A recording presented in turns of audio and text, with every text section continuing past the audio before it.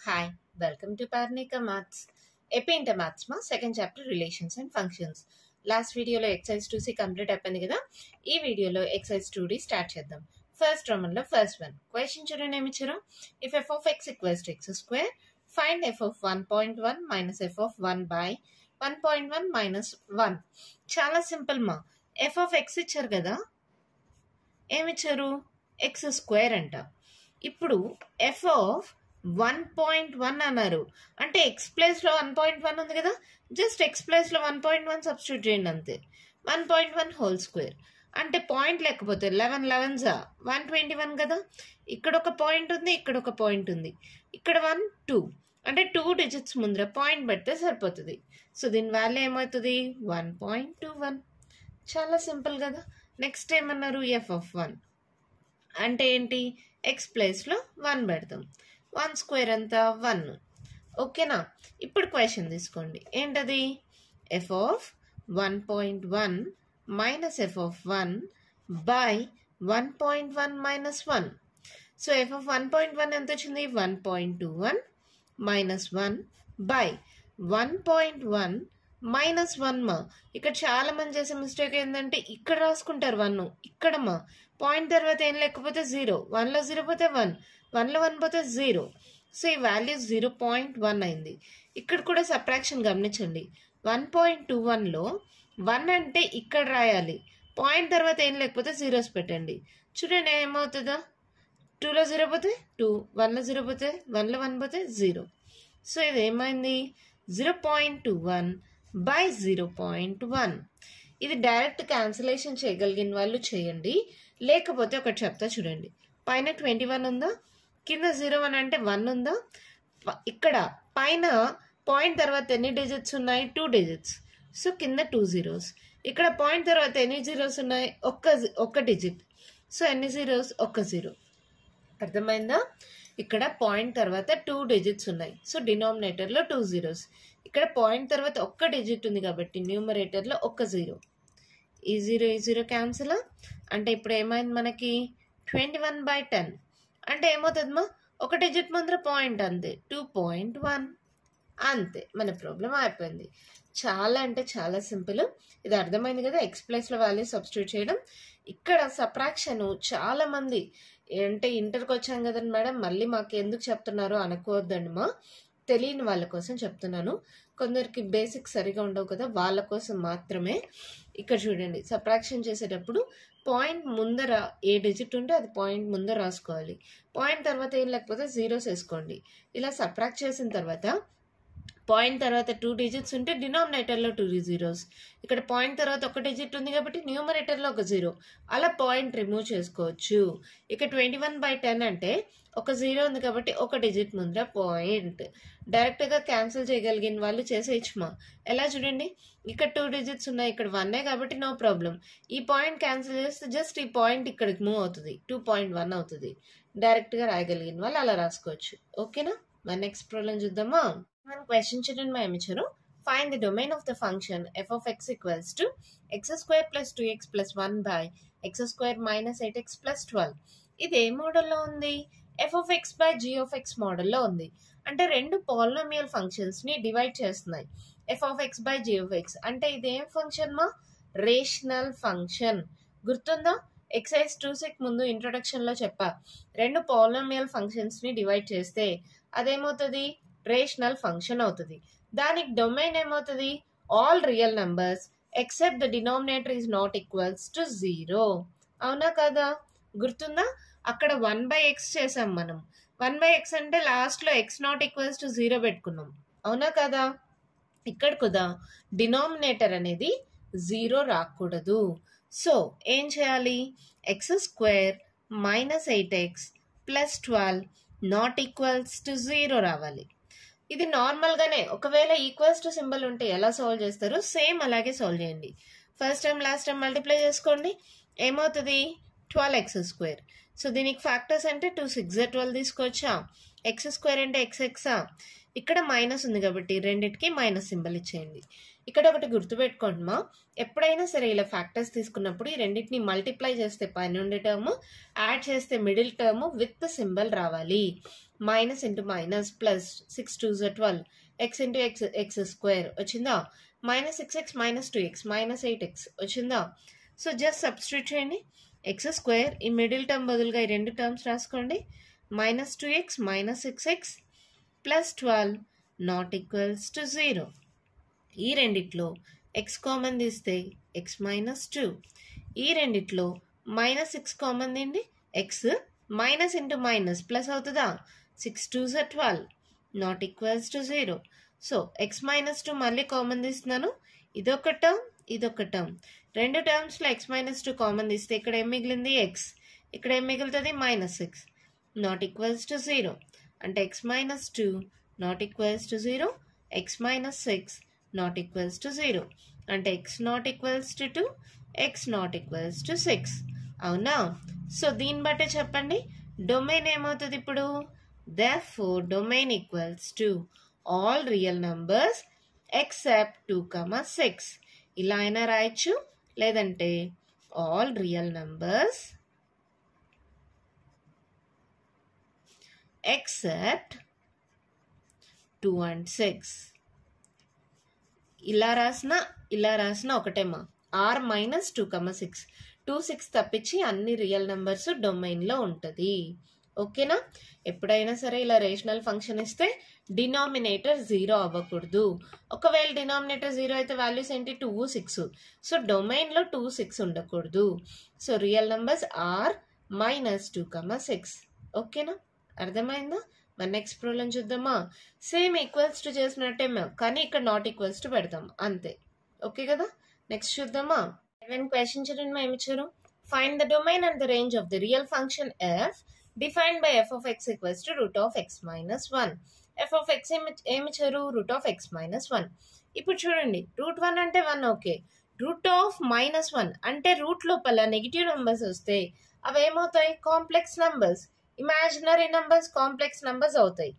So ఇక్కడ వాళ్ళు క్వశ్చన్లో క్లియర్గా మెన్షన్ చేశారు రియల్ ఫంక్షన్స్ అని. రియల్ ఫంక్షన్ అంటే ఏంటి, ఎక్సైజ్ 2C ఇంట్రొడక్షన్ వీడియోలో చెప్పాను. ఒకవేళ రేంజ్లో మాత్రమే రియల్ నంబర్స్ వాటి యొక్క సబ్సెట్స్ ఉంటే అదేమవుతుంది రియల్ వాల్యూడ్ ఫంక్షన్ అవుతుంది. డొమైన్లో కూడా రియల్ నంబర్స్ వాటి యొక్క సబ్సెట్స్ ఉంటే అదేమవుతుంది రియల్ ఫంక్షన్ అవుతుంది. సో రియల్ ఫంక్షన్ అని మెన్షన్ చేశారు అంటే డొమైన్లో రేంజ్లో రియల్ నంబర్స్ మాత్రమే ఉన్నాయి అని. సో రూట్ లోపల ఒకవేళ నెగిటివ్ నెంబర్ ఉంటే అది కాంప్లెక్స్ నెంబర్ అవుతుంది. సో రూట్ లోపల ఏది ఉన్నా అది ఖచ్చితంగా ఏమవ్వాలి greater than or equals to 0 అవ్వాలి. ఓకేనా. ఎప్పుడైనా గుర్తుపెట్టుకోండి రియల్ ఫంక్షన్ అంటే ఏంటి, రియల్ నంబర్స్ లేదా సబ్సెట్ ఆఫ్ రియల్ నంబర్స్ ఉండాలి. అంటే రూట్ లోపల ఉన్న value greater than or equals to 0 ఉండాలి. సో ఇది ఏమవుతుంది ఈ -1 అటు సైడ్కి పంపించేసేయండి, x greater than or equals to 1. అవునా, అంతే సింపుల్. డొమైన్ అయిపోయింది. Domain equals to greater than equals to 1 మా, అంటే 1 నుంచి గ్రేటర్ నంబర్స్ 2 3 4 5 6 అలా ఎక్కడి దాకా వెళ్తుంది తెలియదు కాబట్టి ఇన్ఫినిటీ. ఈక్వల్స్ టు సింబల్ కూడా ఉంది కాబట్టి ఈ పక్క క్లోజ్డ్ బ్రాకెట్ ఈ పక్క ఓపెన్ బ్రాకెట్, డొమైన్ అయిపోయింది. ఎంత సింపుల్ కదా. జస్ట్ రూట్ ఇచ్చారు కాబట్టి రూట్ లోపల ఉండే value greater then equals to 0 తీసుకున్నాం. ఈ -1 అటు సైడ్కి పంపిస్తే +1 అయింది.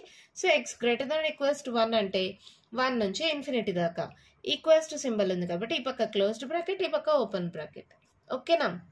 మరి రేంజ్ ఎలా కనుక్కుంటాం, ఇచ్చిన ఫంక్షన్ని వైకి ఈక్వేట్ చేసుకుంటాం. Let root of x minus 1 equals to y అనుకుంటాం. ఎఫ్ ఆఫ్ ఎక్స్ని y అనుకుంటాం. అప్పుడు x మైనస్ 1 ఏమవుతుందమ్మా, ఈ రూట్ ఇటు సైడ్కి వెళ్తే స్క్వేర్ అవుతుంది. అవునా. ఇప్పుడు x ఈక్వల్స్ టు ఏమవుతుంది y స్క్వేర్, ఈ -1 ఇటు సైడ్కి వస్తే +1 అవుతుంది. అవునా.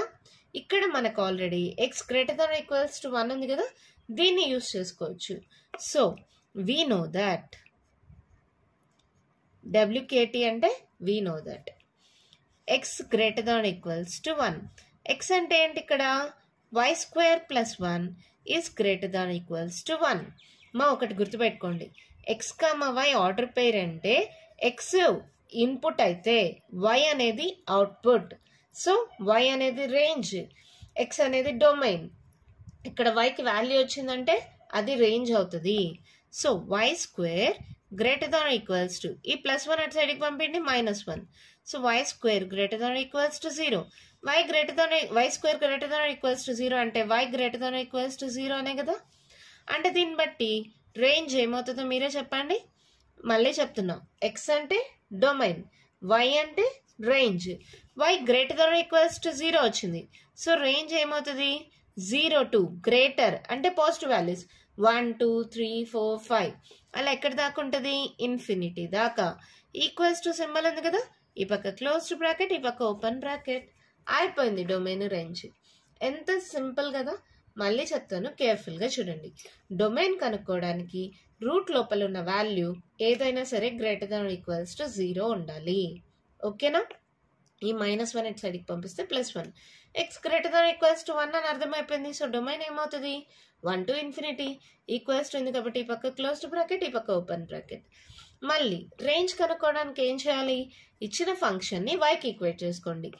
y అంటే ఏంటి, ఇక్కడ డొమైన్ x అయితే రేంజ్ y, అంటే ఇది ఇన్పుట్ అయితే ఇది అవుట్పుట్. సో yకి మనం ఏదొస్తే అదే రేంజ్ అవుతుంది. yకి ఈక్వేట్ చేసుకున్నాను. ఈ రూట్ పోవడానికి స్క్వేరింగ్ ఆన్ బోత్ సైడ్స్ చేసాం. రూట్ స్క్వేర్ క్యాన్సిల్ అయిపోతుంది, ఇక్కడ స్క్వేర్ వస్తుంది. డైరెక్ట్ స్టెప్ మీకు ఆల్రెడీ తెలుసు, 10th స్టాండర్డ్లో రాయించుకున్నారు కదా. ఈ -1 ఇటు సైడ్కి వెళ్తే +1 అయింది. ఇక్కడ already x greater than equals to 1 అని ఉంది కదా, దీన్ని యూజ్ చేసుకుంటాం. లేకపోతే ఈక్వేషన్ అనుకోండి, ఫ్రమ్ ఈక్వేషన్ 1 అనుకోండి. మీ క్లారిటీ కోసం, జస్ట్ మీ క్లారిటీ కోసం మాత్రమే ఇది. x greater than equals to 1 అయితే x equals to y square +1 కదా, అది కూడా గ్రేటర్ దాన్ ఈక్వల్స్ టు 1. ఈ +1 ఇటు సైడ్కి వెళ్తే -1. y square greater than equals to 0 అయితే y కూడా గ్రేటర్ దాన్ ఈక్వల్స్ టు 0నే కదా. సో రేంజ్ ఏమవుతుంది 0 to ఇన్ఫినిటీ. ఎంత సింపుల్గా ప్రాబ్లం అయిపోయింది కదా. మన నెక్స్ట్ ప్రాబ్లం చూద్దామా. మన క్వశ్చన్ చూడండి, ఏమి ఇచ్చారు. Find the domain and the range of the real function f defined by f of x equals to modulus of x - 1. Modulus of x - 1 అన్నారు. అంటే ఇదేంటిది, మోడ్యులస్ ఫంక్షన్ కదా. మోడ్యులస్ ఫంక్షన్లో ఎప్పుడైనా సరే ఇలా మోడ్యులస్ ఉంది, బయట ఏం ప్లస్లో మైనస్ లైన్ లేవు. సో మోడ్యులస్ ఫంక్షన్లో డొమైన్ ఏమవుతుంది మా, ఆల్ రియల్ నెంబర్స్ అంతే. Solution domain equals to all real numbers R. మరి రేంజ్ ఏమవుతుంది, ఎక్స్ ప్లేస్లో పాజిటివ్ నెంబర్స్ నెగిటివ్ నెంబర్స్ కొన్ని పెడదాం. f(0) పెట్టండి, ఏమవుతుంది మోడ్యులస్ ఆఫ్ 0 - 1. సో -1 అంటే 1 వస్తుంది. 0 పెట్టాను, 0 - 1 అంటే -1. మోడ్యులస్ ఆఫ్ -1 అంటే 1 వచ్చింది. f(1) పెట్టండి, మోడ్యులస్ ఆఫ్ 1 - 1. సో 1 - 1 అంటే 0. f(2) పెట్టండి, మోడ్యులస్ ఆఫ్ 2 - 1. 2లో 1 పోతే 1. సో f(3) పెట్టండి, ఏమవుతుంది modulus of 3 - 1 that equals to 2. అవునా. ఇప్పుడు నెగిటివ్ నెంబర్స్ పెడదాం. ఇక్కడ రాయినా f(-1) పెట్టండి, ఏమవుతుంది మోడ్యులస్ ఆఫ్ -1 - 1. మోడ్యులస్ ఆఫ్ -2 అంటే ఏమవుతుంది, మోడ్యులస్ ఉంటే ప్లస్ అయిపోతుంది, +2. అలాగే f(-2) చేసి చూడండి, ఏమవుతుంది -2 - 1 అంటే మోడ్యులస్ ఆఫ్ -3. మోడ్యులస్ ఉంది కాబట్టి -3 కాస్త +3 అయిపోతుంది.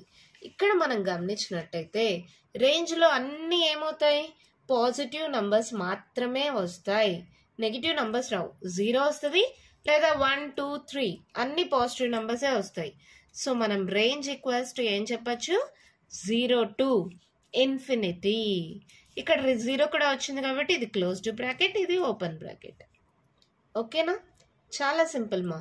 లేదు ఇలా అయినా రాయండి, లేదా ఆల్ పాజిటివ్ రియల్ నంబర్స్ అని రాయొచ్చు. All positive real numbers.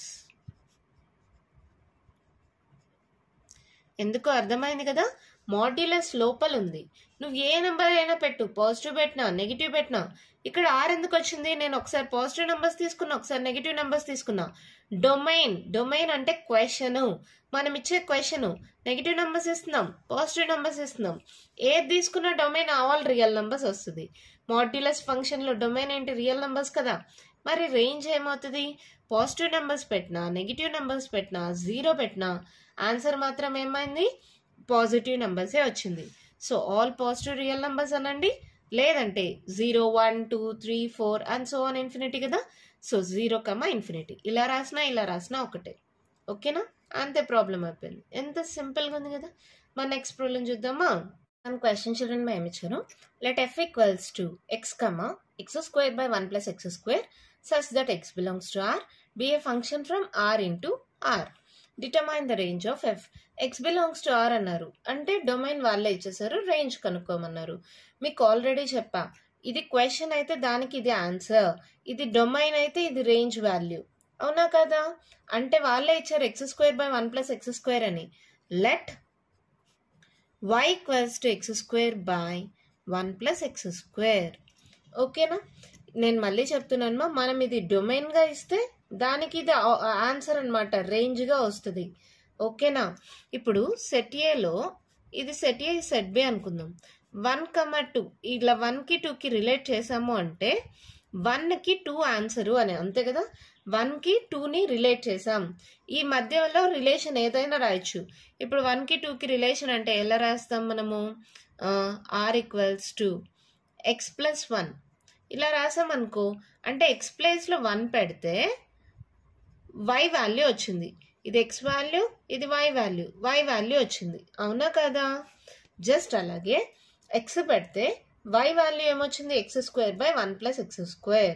Question అర్థం చేసుకోండి, ఇది డొమైన్ అయితే ఇది రేంజ్ అవుతుంది. ఓకేనా, ఇప్పుడు జస్ట్ దీన్ని సాల్వ్ చేయండి. y into 1 plus x² is equals to x². Divide అయింది, మల్టిప్లై అయింది. సో మల్టిప్లై చేయండి, y into 1 y into x² y² equals to x². White side పెట్టండి, ఈ x² ఉండేది అటు సైడ్కి పంపించేయండి, ప్లస్ కాస్త -yx² అవుతుంది. మనకి x వచ్చేదాకా సాల్వ్ చేసుకోవాలి. x² కామన్ ఏంటి, ఏమవుతుంది 1 - y. అవునా, ఇప్పుడు x² ఈక్వల్స్ టు ఏమవుతుంది, ఇది మల్టిప్లై అవుతుంది, ఇటు సైడ్కి వస్తే డివైడ్ అయింది, y by 1 - y. ఓకేనా, ఇప్పుడేంటి x ఈక్వల్స్ టు ఏమవుతుంది, √y by 1 - y.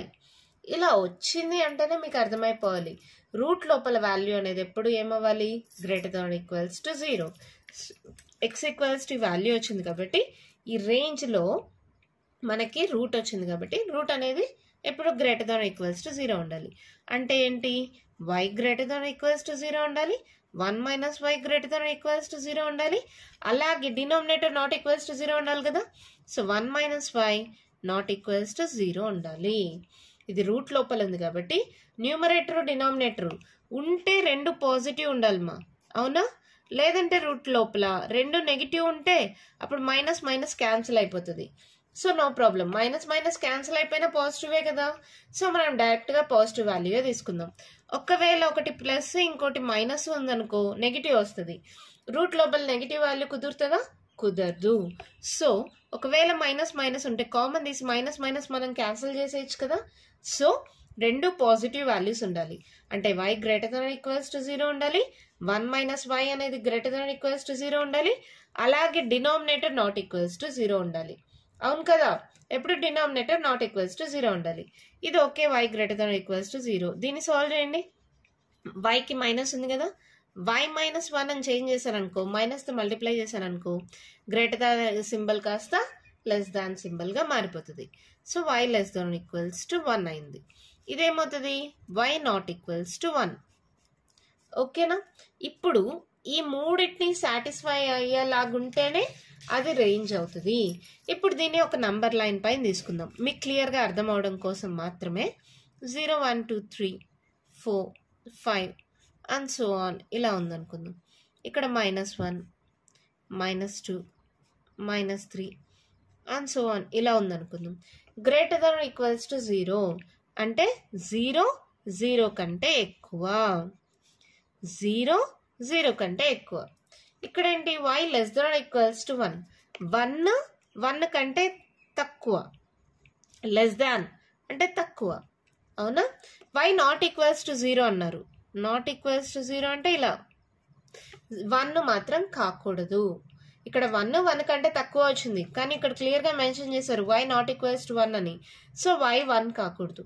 ఇప్పుడు ఈ మూడిట్లో కామన్గా ఉన్న పార్ట్ ఏంటిమా? ఇదే కదా. ఈ లైన్ టచ్ అయింది, ఈ లైన్ వచ్చింది, ఇది వచ్చింది. 3 కండిషన్స్ని సాటిస్ఫై అయ్యేలాగా వచ్చింది ఇదే కదా. అంటే therefore range equals to 0 to 1. కానీ 0 అనేది ఇంక్లూడ్ అయింది, ఈక్వల్స్ టు సింబల్ ఉంది. 1 నాట్ ఈక్వల్స్ టు 1 ఉంది. సో ఓపెన్ బ్రాకెట్ పెట్టాలి. These hour range. చాలా సింపుల్. మళ్ళీ చెప్తా చూడండి. ఇది డొమైన్ అయితే ఇది రేంజ్ అవుతుంది. సో దాన్ని వైకి ఈక్వేట్ చేసుకోండి, దీన్ని సాల్వ్ చేసుకోండి. మీకు సాల్వ్ చేయడం వచ్చు. ఈ స్క్వేర్ ఇట్ సైడ్కి వెళ్తే రూట్ అవుతుంది. రూట్ లోపల ఏదైనా సరే వాల్యూ అనేది పాజిటివ్ ఉండాలి. ఒకవేళ నెగిటివ్ అయితే అదేమవుతుంది? రియల్ నెంబర్స్ కాదు కదా. వాళ్ళు ఇచ్చారు r ఇంటూ r అని, అంటే అన్ని రియల్ నంబర్స్. ఓకేనా? రియల్ నంబర్స్ అయితే ఇది ఎలా ఉండాలి? లోపల ఉండే గ్రేటర్ దాన్, ఇక్కడ రూట్ లోపల ఉండేది ఖచ్చితంగా గ్రేటర్ దాన్ ఈక్వల్స్ టు 0 అవ్వాలి. So numerator greater than equals to 0, NR అంటే numerator greater than equals to 0, denominator greater than equals to 0, denominator not equals to 0. ఈ 3 కండిషన్స్ని సాటిస్ఫై చేయాలి. ఎన్ఆర్ అంటే న్యూమరేటర్ మా, డిఆర్ అంటే డినామినేటర్.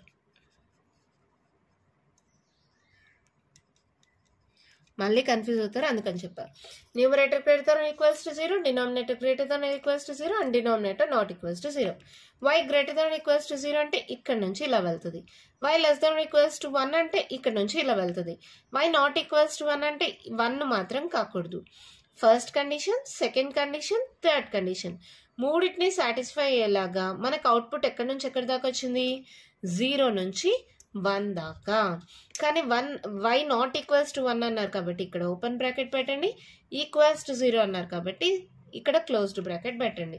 ఈ 3 చూడగానే చెప్పేయచ్చు 0 to 1, but y not equals to 1 కాబట్టి ఇక్కడ ఓపెన్ బ్రాకెట్, ఈ పక్క క్లోజ్డ్ బ్రాకెట్. ఓకేనా? అర్థమైంది కదమ్మా? డౌట్ ఏం లేదు కదా? ఇంకా కంటిన్యూషన్ ప్రాబ్లమ్స్ ఉన్నాయి, నెక్స్ట్ వీడియోలో డిస్కస్ చేద్దాం. ఈ వీడియోలో నేను చెప్పిన ప్రాబ్లమ్స్లో ఇంకా మీకు ఏమైనా డౌట్స్ ఉంటే కామెంట్ బాక్స్లో అడగండి. మీకు కానీ వీడియో నచ్చినట్టయితే లైక్ చేయండి, షేర్ చేయండి, నా ఛానల్ని సబ్స్క్రైబ్ చేసుకోండి. Thank you.